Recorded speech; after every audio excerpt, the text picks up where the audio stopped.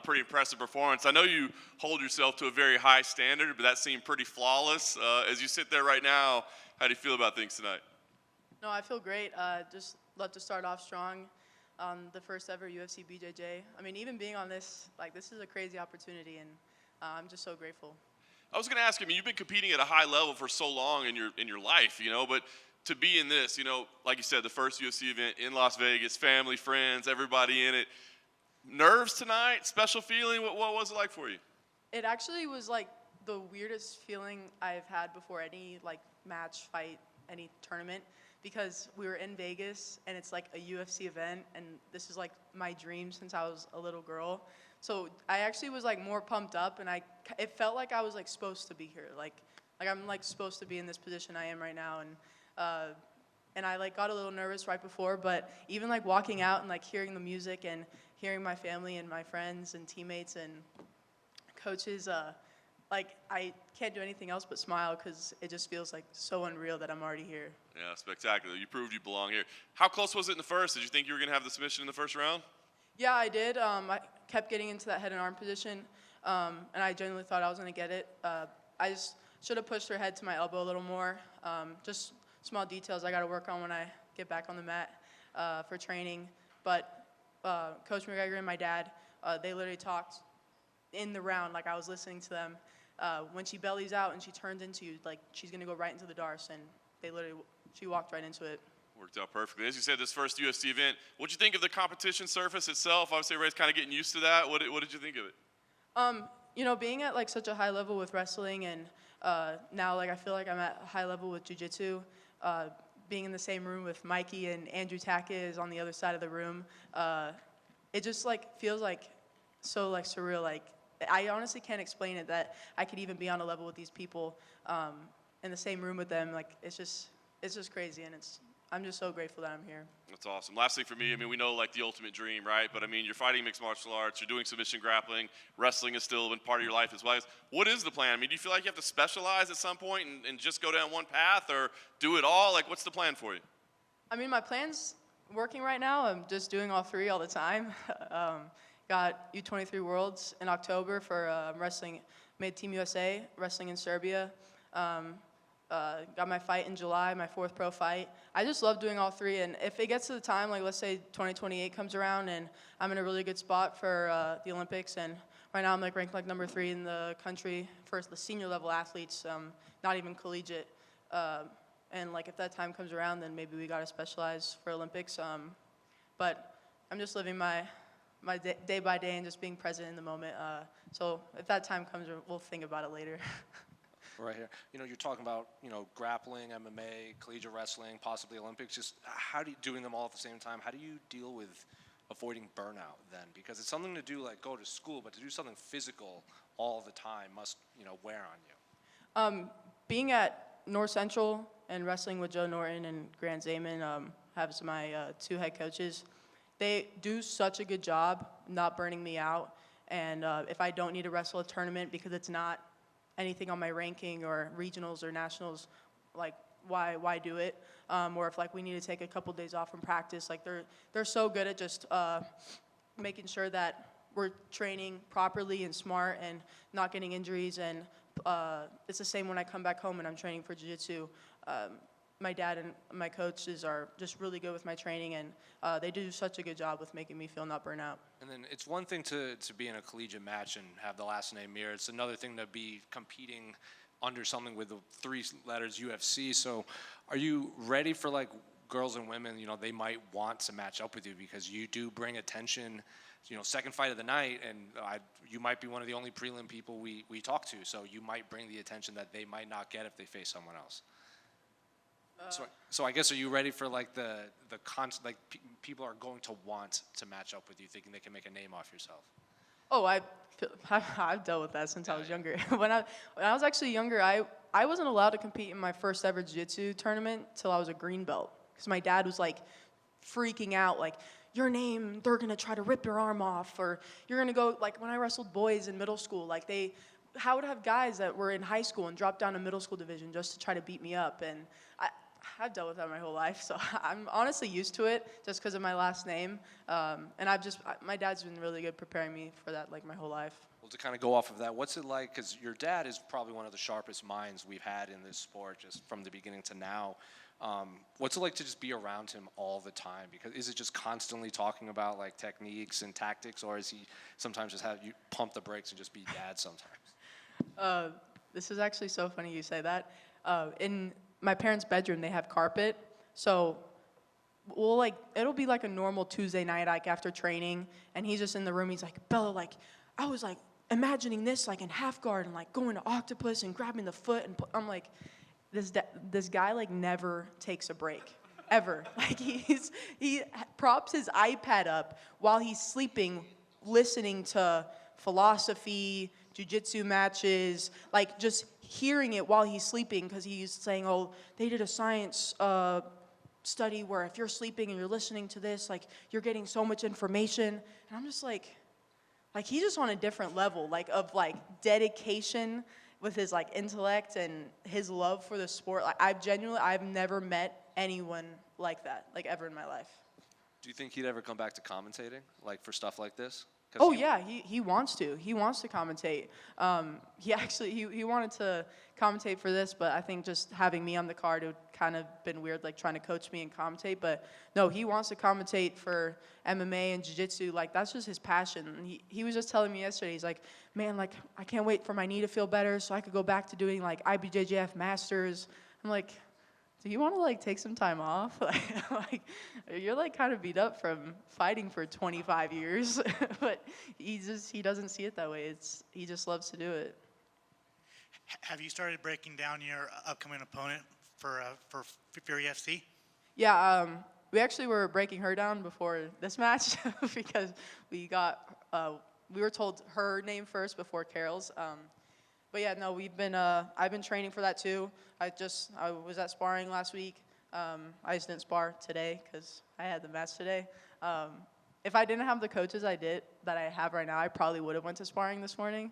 But they're always having to tell me to not go to training. But yeah, no, I've been training for this Nationals on Friday for IBJJF. I got that on Friday. Have 2 matches. Might do the Open. We'll see. And then I got my fight in July. And then I'm still wrestling over at Gold Rush, making sure that I'm not losing my wrestling for October. What are your thoughts on the matchup of Beerly? She has a decent amount of hype, right? So is it just kind of just go in there and impose your will?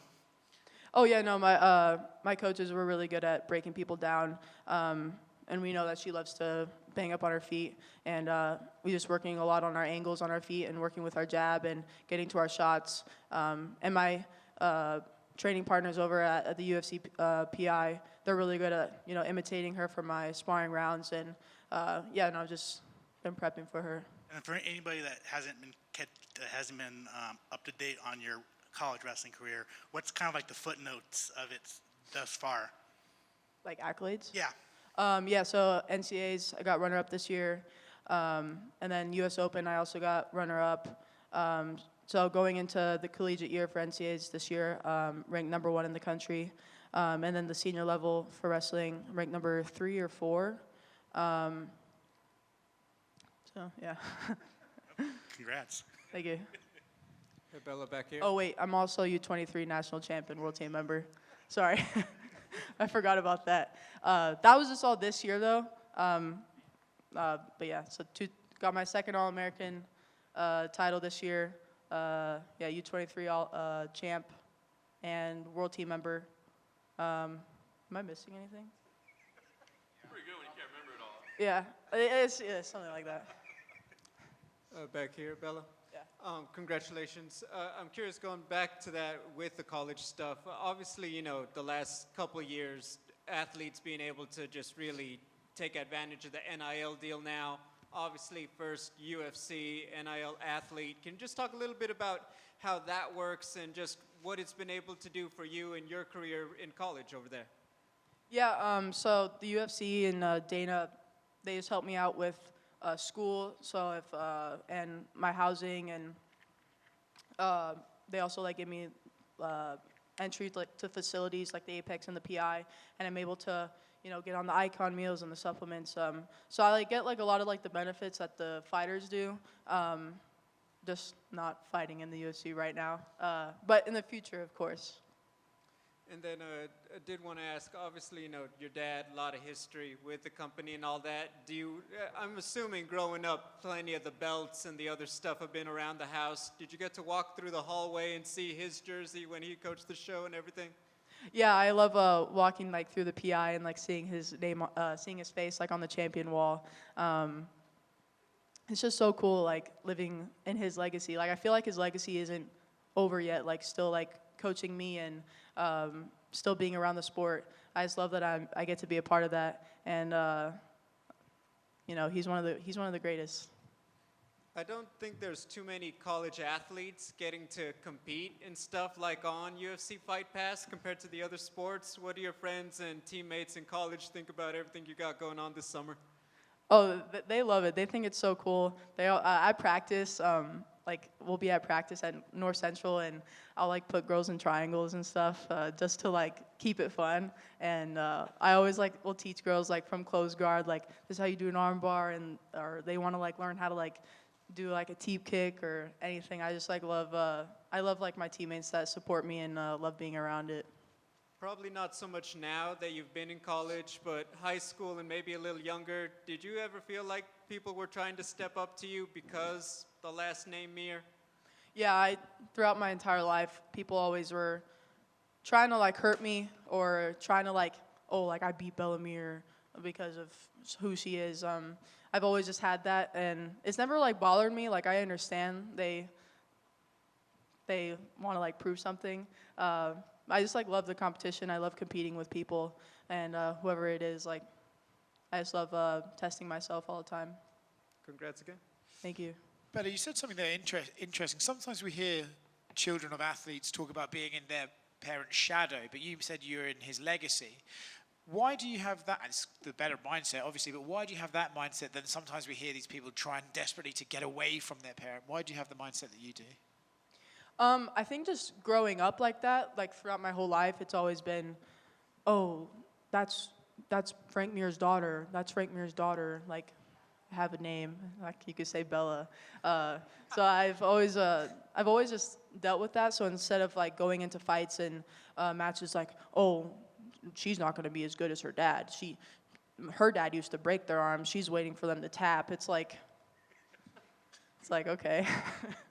I love people that talk crap and love to like try to like bring me down, and it honestly just gives me more momentum, like makes me want to like just train more and just prove everyone wrong. I'm sure you've touched on this, but let's talk timeline and schedule. You mentioned 2028 and things like that. Do we have to wait around until then before you get in the UFC or Contender Series or something like that? Or what's the timeline in your mind and the perfect entrance to the top tier? That's a good question. Honestly, if it was up to me, I probably would be doing all of it at the same time, like what I am right now.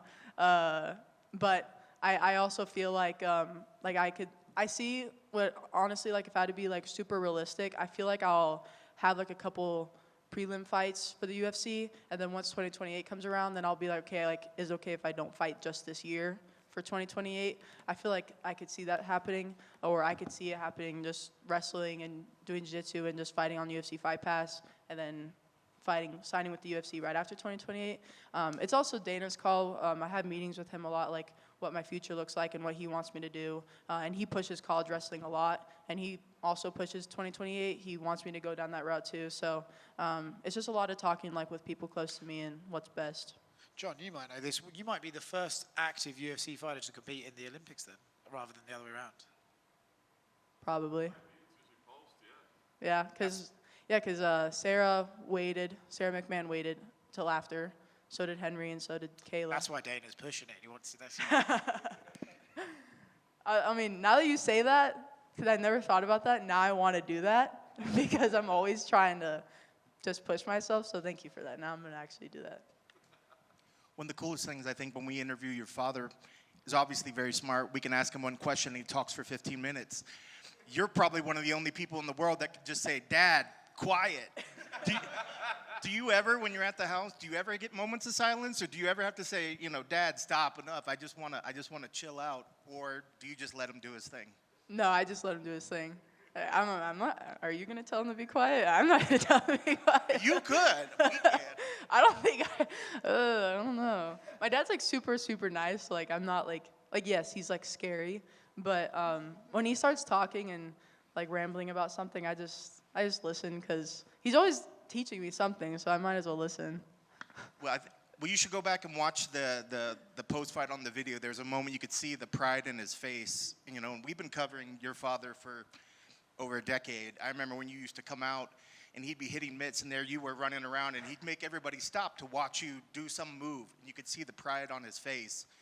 Seeing what was out there right there today, seeing you closer and closer to the UFC, do you think this is, obviously your NCAA career, wrestling is great, do you think this is maybe something that he's the most proud of, or what do you think he's the most proud of for your career so far? Ooh. I think every time like my dad has interviews and they ask him like similar questions like that, I think he's just proud that he feels like I'm like trying to set the bar even higher than like what he set it at. So if I had to guess like what he's proud of, I think he's just proud that I'm just trying to reach that next level and higher than what he left at. And when it comes to like our last name and what our legacy looks like. And if I can remember right, but even back then, he said it wasn't him pushing you into this. It was always your drive and your dream. So when a lot of parents push their kids into what they did, this has always been your dream. Yeah, I told my dad when I was, I think the second time he got the belt, because he wanted to get a third belt, just because he has 3 kids. And I told him, you don't need to get me one, I'll get my own.